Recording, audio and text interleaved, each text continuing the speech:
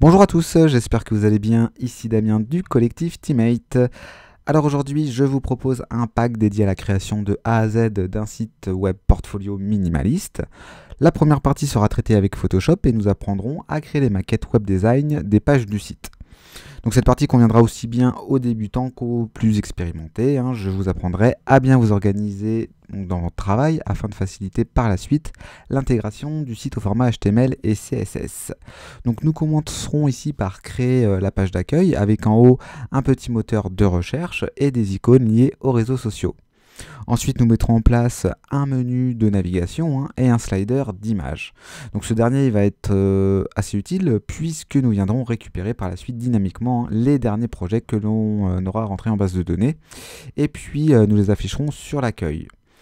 Ensuite, nous mettrons en place l'affichage des deux dernières actualités ainsi que les derniers logos clients sous forme de carrousel.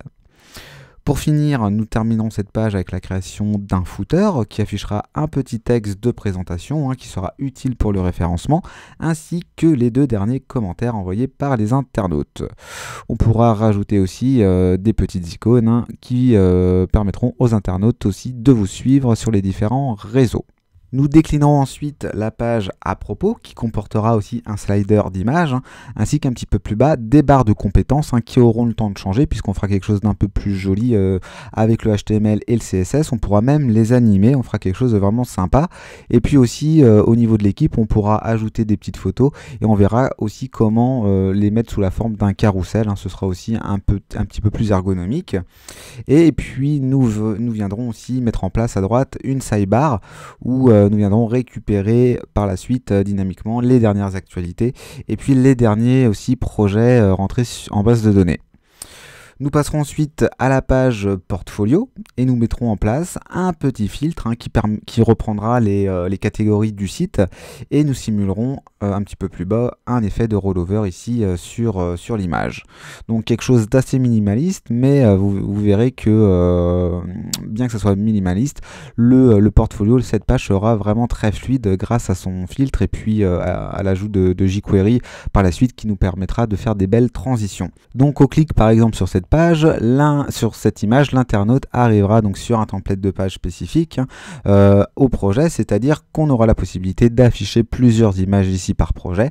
Et puis un petit peu plus bas, donc on aura les boutons de partage qu'on mettra, qu'on simulera, un petit peu de blabla et puis des informations complémentaires pour par exemple afficher le logo du client et puis la date de publication du projet et puis le site web par exemple, la description, etc. En bas nous afficherons les projets similaires, donc projets similaires, je m'explique, c'est par exemple tous les projets qui seront dans la catégorie on va dire motion design qui s'afficheront donc ici. Bien sûr, si votre projet est dans la catégorie print, ce sera tous les projets similaires à la même catégorie qui s'afficheront. Nous déclinerons également le template de la page du blog avec un listing des actualités donc qui afficheront une image ainsi qu'un petit extrait. Et puis nous déclinerons la single du blog qui ressemblera fortement à la single des projets. Donc par exemple au clic sur une petite vignette ici sur l'article, l'internaute sera redirigé vers ce modèle de page.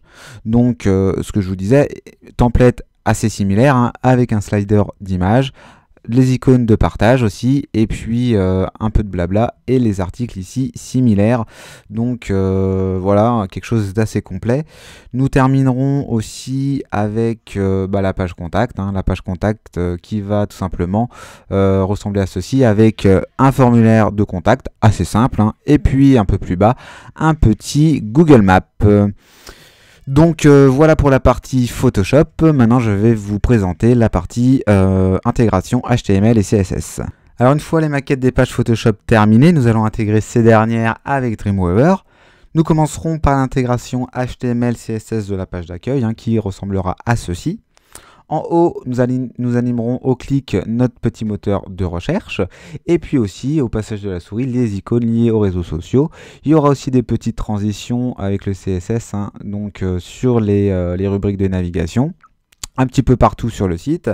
Nous mettrons aussi en place à l'aide de jQuery notre slider et nous le styliserons avec le CSS histoire de reprendre un petit peu les couleurs de notre site internet. En dessous, les deux images des deux dernières actualités aussi seront animées au passage de la souris. Et enfin, nous animerons notre petit carrousel client aussi en bas pour récupérer les logos de nos clients. Donc la page à propos sera organisée comme ceci. Donc nous mettrons en place, vous voyez, des petites barres ici de compétences qui s'animent. Si je réactualise la page, vous voyez, donc quelque chose d'assez joli. Encore un petit slider d'image, histoire de mettre par exemple les photos de l'agence ou des locaux par exemple. Et le petit carrousel client qu'on viendra récupérer pour mettre les photos de l'équipe. Donc la sidebar ici sera aussi intégrée puisque il faudra bien récupérer les derniers articles et les derniers projets. Nous intégrerons aussi la page portfolio et puis nous mettrons en place ici notre filtre et nous animerons aussi le filtre grâce à jQuery. Donc on fera quand même quelque chose d'assez fluide. Au passage de la souris sur les vignettes, vous voyez que au rollover, il y a quelque chose qui se passe. On va rajouter une petite transition, un petit état, une petite div en opacité verte avec une icône qu'on viendra rajouter, histoire de donner un peu plus d'esthétique. Et puis au clic par exemple sur une vignette, l'internaute sera redirigé vers la single portfolio. Donc nous pourrons mettre en place plusieurs images, comme ceci, encore une fois par projet. Et puis un peu plus bas, les informations relatives à notre client, comme son logo, la date de parution, la date de création du projet, la description du client, le site, etc. etc. Et bien sûr les projets similaires qui reprendront donc le carrousel client. Donc on fera un peu de récup, mais autant s'en servir puisque tout ça sera très bien configuré.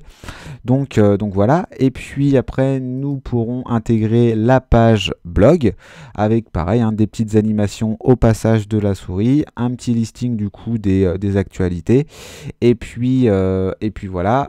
Et au clic par exemple sur une actualité, on arrivera sur la single blog avec encore une fois un petit multi-slider d'image, les articles ici similaires. Et puis on n'intégrera pas la page contact puisqu'on verra comment la faire directement après via WordPress. Une fois qu'on aura monté toutes nos pages HTML, on pourra passer au développement WordPress que je vais vous présenter tout de suite. Alors une fois l'intégration HTML CSS terminée, nous pourrons passer à la partie la plus intéressante, le développement du site avec WordPress. Donc nous commencerons par installer un serveur local et puis je vous apprendrai à créer une base de données avec PHPMyAdmin et puis à configurer du coup WordPress pour lancer une installation propre. Après, je vous ferai une petite présentation de l'administration de WordPress. C'est toujours intéressant de connaître le CMS et de comprendre un petit peu son fonctionnement. Et puis après on pourra commencer à installer notre thème du coup dans WordPress. Si je clique dans apparence thème, ici on peut voir que le thème est bien activé. Et après ça on pourra rendre notre menu dynamique, donc qui dit menu c'est le menu de navigation ici. Comment le rendre dynamique? Donc si je clique ici sur apparence menu, on verra comment créer tout ça directement via WordPress. Donc c'est ici que l'on pourra ajouter, modifier, supprimer des rubriques, les rubriques du site, et puis aussi ajouter comme ici des sous-niveaux par exemple qui seront du coup visibles ici dans la page à propos. Alors on verra comment créer des sous-menus, ça se fait pas comme ça dans WordPress, il faudra remettre les mains un petit peu dans le code, dans le CSS, mais vous verrez que c'est pas du tout compliqué. Après, nous allons créer plusieurs modèles de pages et puis nous verrons comment faire des boucles PHP pour afficher du contenu à l'intérieur de ces modèles. Donc par exemple ici comme la page à propos, cette page sera montée sur un template de page, donc on verra comment rendre par exemple juste cette partie dynamique pour que vous puissiez avoir accès au texte. Nous verrons comment créer ce qu'on appelle des custom post types et des custom taxonomies. Donc par exemple si je reviens dans mon administration, ici vous pouvez voir en haut la rubrique qui s'appelle projet. Donc qui permet en plus, comme son nom l'indique, d'ajouter des projets et des catégories de projets. Donc si je clique dans mes projets ici, ça va être tout simplement tous les projets que j'ai rentrés en base de données qui correspondent du coup à mon portfolio. D'accord. Aussi ici, vous avez la possibilité d'ajouter des catégories de projets. Donc ces trois catégories correspondent tout simplement au filtre ici des catégories de la page portfolio. Donc on verra comment configurer tout ça. Et d'ailleurs, si on clique par exemple, si je reclique sur All et que l'on clique sur un projet ici, eh bien, vous pouvez voir que on peut insérer plusieurs images ici dans notre slider, donc des images différentes et puis aussi donc les informations complémentaires et aussi la possibilité de laisser un petit commentaire sur l'article. Tout ça, ça va se gérer directement dans les projets. Si je retourne par exemple dans mes projets et que je modifie par exemple cet article, c'est ici, vous voyez, un petit peu plus bas à droite, que l'on peut insérer une image à la une. Donc l'image à la une sera l'image qui va tout simplement faire office de vignette ici dans le portfolio. Et puis les images supplémentaires, image numéro 1, numéro 2, numéro 3, etc. seront du coup disponibles lorsque le slider va commencer à s'activer. Voilà, quand on va passer à l'image 2, à l'image 3, etc. Au niveau ici du logo client, ce sera très facile de l'ajouter directement dans l'admin ici. Et puis les champs supplémentaires, tout seront en place ici dans la page projet.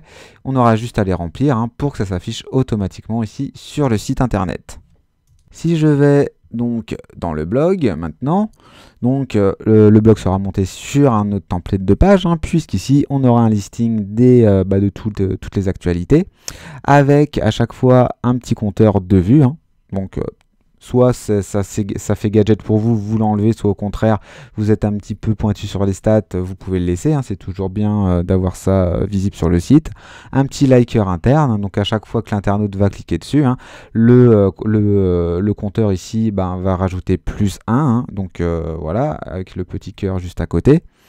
Un peu plus bas, on aura un système de pagination utile et important pour le référencement.